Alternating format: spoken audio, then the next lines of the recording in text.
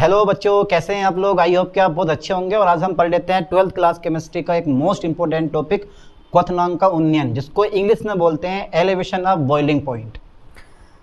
Chapter first है solution. Hello बच्चों,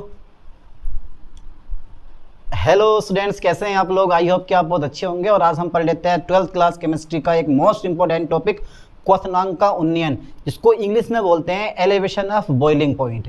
chapter first है, विलियन का एक मोस्ट इंपॉर्टेंट टॉपिक है, तो छोड़ना बिल्कुल नहीं है। लास्ट लेक्चर में हमने कवर किया था अणुसंख्यक गुणधर्म। अगर किसी ने वीडियो नहीं देखी है तो डिस्क्रिप्शन में वीडियो का लिंक डाल दूंगा, वहां जाकर आप उस वीडियो को देख सकते हो। चलिए करते हैं फिर स्टार्ट। क्वथनांक का उन्नयन, अरे इजी टॉपिक है यार, ये नन्हे मुन्ने बच्चों वाले टॉपिक आप मुझसे करवाते हो, खुद भी तो कर लिया करो भाई। क्वथनांक का उन्नयन अभी पूछूंगा जरा आपसे, देखते हैं किस किस को इसके बारे में अच्छी खासी नॉलेज है। क्वथनांक का उन्नयन क्या बोला मैंने इसको इंग्लिश में? Elevation of boiling point.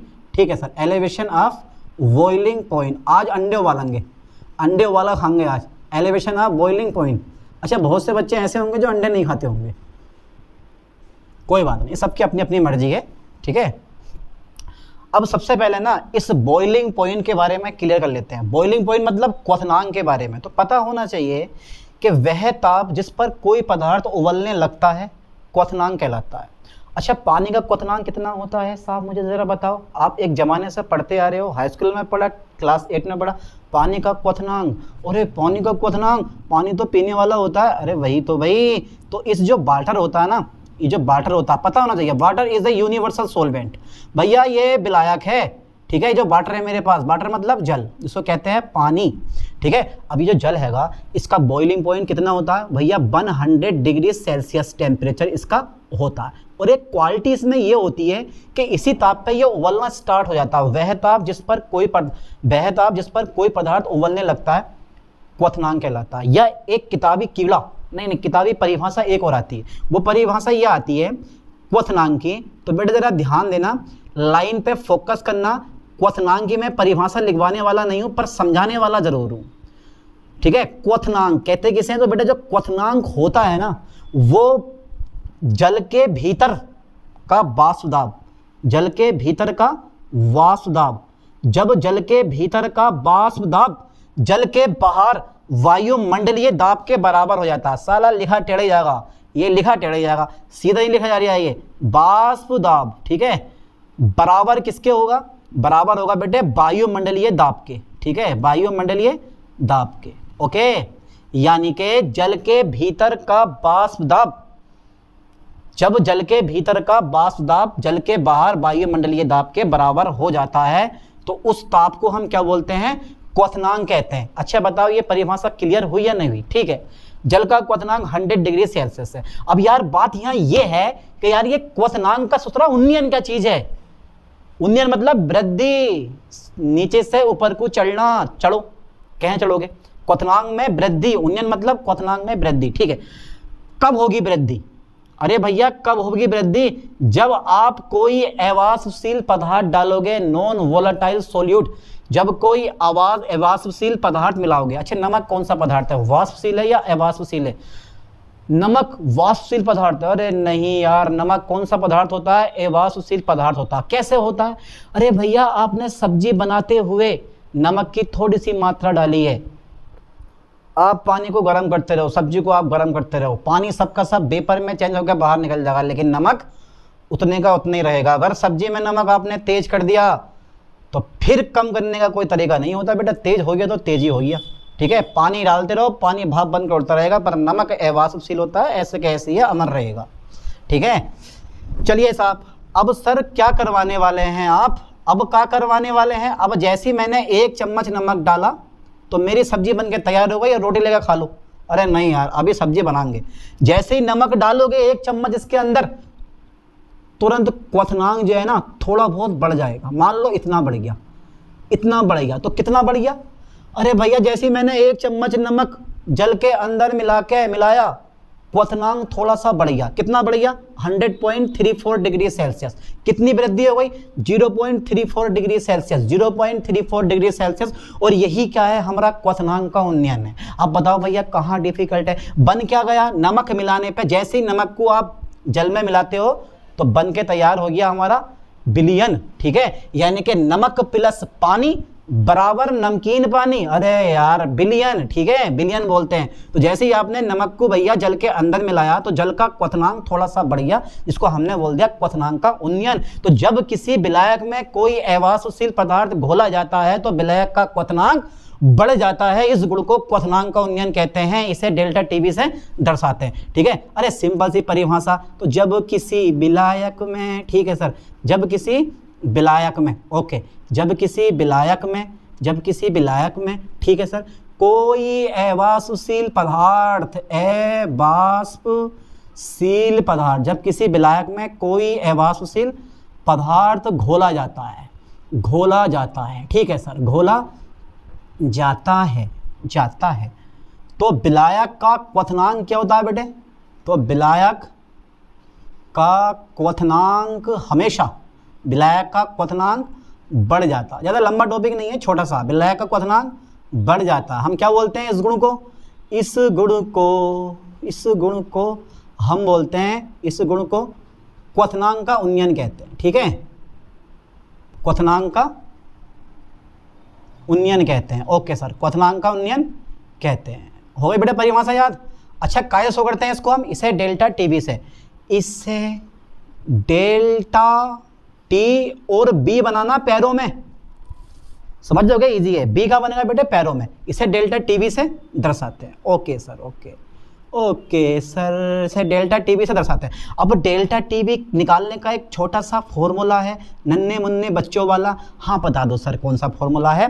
तो भैया देखो जरा, जब आपने नमक को जल में मिलाया तो बन के तैयार हो गया हमारा बिलियन। तो बिलियन का क्वथनांक ज़्यादा होगा और विलायक का क्वथनांक हमारे पास कैसा होगा? कम होगा। अल्ले भैया, बिलियन का क्वथनांक, ठीक है, बिलियन का क्वथनांक और माइनस काय क्वथनांक? विलायक का क्वथनांक। अरे यार, विलायक का क्वथनांक इंपॉर्टेंट टॉपिक है बेटा, 100% पेपर में फंसेगा, इसे कोई रोक नहीं सकता, आंधी तले तूफान टले पर ये टॉपिक ना टले, मानो या ना मानो यही सत्य है बिल्कुल। चलिए, अच्छा ठीक है। अरे सर क्या यही लिखेंगे? आप लिखना इस फॉर्म में टीबी माइनस के टीबी 0, ठीक है। अब का है? अरे का है, अपना का दिया, का कुछ ना दिया, का चा दिया। देखो वेयर, जहां टीबी क्या है, जहां टीबी जो है वो है बिलियन का क्वथनांक। ओके सर, टीबी क्या है बेटे? विलियन का क्वथनांक, ठीक है, वेरी गुड, विलियन का क्वथनांक है। अच्छा, टीबी 0 क्या है? टीबी 0 क्या है भैया? विलायक का क्वथनांक है, ठीक है, विलायक का क्वथनांक है। Okay sir. अच्छा बेटा, क्वथनांक ताप होता है, ध्यान देना। अब ताप के कितने मात्रक होते हैं जल्दी बताओ?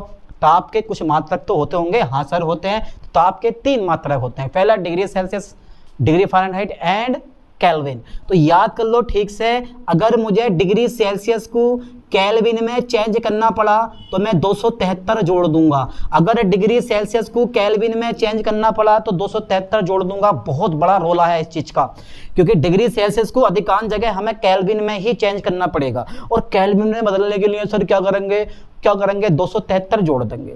बहुत कम जगह ऐसी होती है जहां पर केल्विन को डिग्री सेल्सियस में चेंज करा जाता है, वरना हर एक जगह डिग्री सेल्सियस को केल्विन में चेंज करना ही पड़ता है। यही जीवन का क्या है? सत्य है। चलो आगे देखते हैं। तो डिग्री सेल्सियस को जब आप 273 जोड़ दोगे तो केल्विन में चेंज हो जाएगा। बन गया फॉर्मूला। ओके सर, ओके, मजा आ गया इस फॉर्मूले में तो, ठीक है, बहुत बढ़िया। समझ में आया कुछ या ना समझ में आया? अरे ऐसे समझ में आ जा, इसमें क्या समझने में, कुछ भी समझने में ना। चलिए एक परिभाषा मैं और निकालता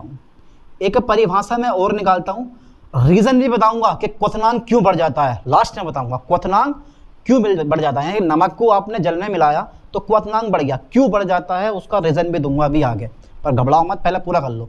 मोलर उन्नयन स्थिरांक, ठीक है बेटा, मोलर उन्नयन स्थिरांक बहुत ही इंपॉर्टेंट टॉपिक है, बहुत ही वेरी इंपॉर्टेंट भैया। 1 नंबर में 100% परिभाषा पूछता है, और 2 या 3 नंबर का वो न्यूमेरिकल आपको लिख के देगा, और आते ही न्यूमेरिकल, इसका न्यूमेरिकल कोई रोक नहीं सकता इसका, ठीक है, न्यूमेरिकल तो पक्का फंसने वाला है। तो मोलल उन्नयन स्थिरांक, मोलल में क्या होता है? अरे जब मोलल है तो मोलेलिटी आपने पढ़ा होगा, मोलेलिटी, मोललता पढ़ी होगी। 1 किलोग्राम विलायक में उपस्थित विलेय के मोलों की संख्या को बिलियन की मोललता कहते हैं, इसे स्मॉल m से दर्शाते हैं, ठीक है। समझ आया नहीं? तो मोलल मतलब 1 किलोग्राम विलायक होगा और विलय के मोलों की संख्या हम यहाँ पे 1 मान लेंगे। मतलब कहने का मतलब ये है कि 1 किलोग्राम विलायक में, या 1000 ग्राम भी लिख सकते हो क्योंकि 1 किलो में 1000 ग्राम होते हैं। तो 1 किलोग्राम विलायक में विलेय पदार्थ का 1 मोल घोलने पर, विलेय पदार्थ का, ठीक है, विलेय पदार्थ का कितना मोल? 1 मोल, ठीक है सर, 1 मोल घोलने पर, ओके ओके ओके, 1 मोल घोलने पर। अरे भैया 1 मोल घोलोगे तो क्या होगा? क्या होगा? डर लगेगा? डर नहीं लगेगा। क्या होगा? क्वथनांक बढ़ जाएगा। 1 किलोग्राम विलायक में विलेय पदार्थ का 1 मोल घोलने पर, ठीक है, क्वथनांक में वृद्धि को, क्वथनांक में, ठीक है, क्वथनांक में काय को? वृद्धि को, ठीक है, क्वथनांक में वृद्धि को हम क्या बोलते हैं? मोलल उन्नयन स्थिरांक कहते हैं। ओके सर, मोलल उन्नयन स्थिरांक कहते हैं, मोलल उन्नयन स्थिरांक कहते हैं, ठीक है भैया। 100 कैसे करते हैं इस चीज को? अरे 100, अरे भैया 1 किलोग्राम मतलब 1000 ग्राम। तो इसे जो है बहुत सारी बुकों में, लगभग सारी बुकों में केबी, बी पैरों में लगेगा, पैर नीचे ऊपर आपके नीचे है तो पैरों में लगाओ बी, यानी कि इसके ठीक नीचे, इसे केबी से दर्शाते हैं। ओके ओके ओके, इसे केबी से दर्शाते हैं। बढ़िया सर। अब बताओ बेटे जरा इसका मात्रक क्या होगा? मोलल उन्नयन स्थिरांक के मात्रक क्या होंगे? 2 मात्रक होते हैं, दोनों सेम होते हैं, पर घबराना नहीं है। मात्रक मैं यहाँ लिखवा दे रहा हूँ क्योंकि मात्रक भी बड़े जरूरी हैं। तो बेटा पहला मात्रक होता है केल्विन किलोग्राम प्रति मोल, पहला मात्रक। अधिकांश मात्रक यही वाला यूज होता है, केल्विन किलोग्राम प्रति मोल। और अगर मान लो डिग्री सेल्सियस में हमें दे रखा है तो मेरे दोस्त डिग्री सेल्सियस में एक मात्रक आप ये भी लगा सकते हो भैया, डिग्री सेल्सियस प्रति मोलल, डिग्री सेल्सियस प्रति मोलल, ठीक है, होता है। यानी कि मात्रक केल्विन किलोग्राम प्रति मोल लगा सकते हो। अगर केल्विन किलोग्राम प्रति मोल ना लगाया तो डिग्री सेल्सियस प्रति मोलल का आप यूज कर सकते हो। 1 नंबर में परिभाषा पूछता है, वेरी इंपॉर्टेंट टॉपिक, तो छोड़ना नहीं है बिल्कुल भी। कि मोलल उन्नयन स्थिरांक 1 किलोग्राम विलायक में विलेय पदार्थ का 1 मोल घोलने पर क्वथनांक में वृद्धि को मोलल उन्नयन स्थिरांक कहते हैं। इसे केबी से दर्शाते हैं। मात्रक केल्विन किलोग्राम प्रति मोल। के फॉर केल्विन याद कर लो, केल्विन क्लैन तो बड़ी जल्दी याद होगा, लेकिन यह वाला केल्विन तुम्हारा याद मत कर लियो। केल्विन किलोग्राम प्रति मोल या डिग्री सेल्सियस प्रति मोलल होता है। क्या होता है? क्या होता है? तो ये मोलल उन्नयन स्थिरांक का मात्रक होता है। ठीक है, चलिए आगे देखते हैं। तो यहां तक का जल्दी स्क्रीनशॉट ले लो आप, इसके बाद आगे पढ़ाता हूँ। ओके, इसको उतार लेना, उतार लिया? ठीक है, चलिए आगे पढ़ाते हैं चीज को भैया। क्वथनांक की परिभाषा अपने पास से लिखो। अब क्या होगा कि भैया हमें निकालना है मोलल, हमें निकालना है क्वथनांक उन्नयन विधि से विलेय का अणुभार ज्ञात। कैसे करोगे आप? ठीक है, चलिए मोलल नहीं, क्वथनांक उन्नयन विधि से। ओके ओके ओके, क्वथनांक उन्नयन विधि से। ओके, क्वथनांक उन्नयन विधि से, क्वथनांक उन्नयन विधि से किसी विलेय का अणुभार, किसी विलेय का, ओके ओके, किसी विलेय का अणुभार ज्ञात करना। अणुभार ज्ञात करना। एक कथा सुनाऊं आपको? अरे नहीं यार, कथा को छोड़ो, टाइम बहुत हो जाएगा, पढ़ा दो सर, वो ही बहुत है, कथा बथा मत सुनाओ है। क्वथनांक उन्नयन विधि से किसी विलेय का अणुभार ज्ञात करना। विलेय के अणुभार को हम स्मॉल m से शो करेंगे और विलेय के भार को हम स्मॉल w से शो करेंगे। और विलायक का भार भैया, विलायक बड़ा होता है तो बड़ा W आ जाएगा। मोलल उन्नयन स्थिरांक है ही हमारे पास, और भैया डेल्टा टीबी भी हमारे पास है ही। ओके सर, ओके, मजा आ रहा है टॉपिक पढ़ने में? चलिए साहब, अब निकालने का एक थोड़ा सा तरीका बताऊंगा आपको, घबराना बिल्कुल नहीं है। ओके, चलो देखो जरा, हमको पता है कि भैया जो डेल्टा टी बी होता है वो is directly proportional to small m। अरे सर ये क्या बता दिया आपने, ये क्या बता दिया आपने? ज़्यादा लंबा नहीं, छोटा सा फॉर्मूला लिखवाऊंगा, याद कर लोगे आराम से, बस बता रहा हूँ। Delta P is directly proportional to m for molality where is a, चलो लिखवा दे रहा हूँ, डेल्टा टी बी। अब जैसे समानुपाती का चिन्ह हटाओगे तुरंत हमारा क्या आ जाएगा, एक कोस्टेंट आ जाएगा, और इनटू में क्या आ जाएगा, हमारा m आ जाएगा।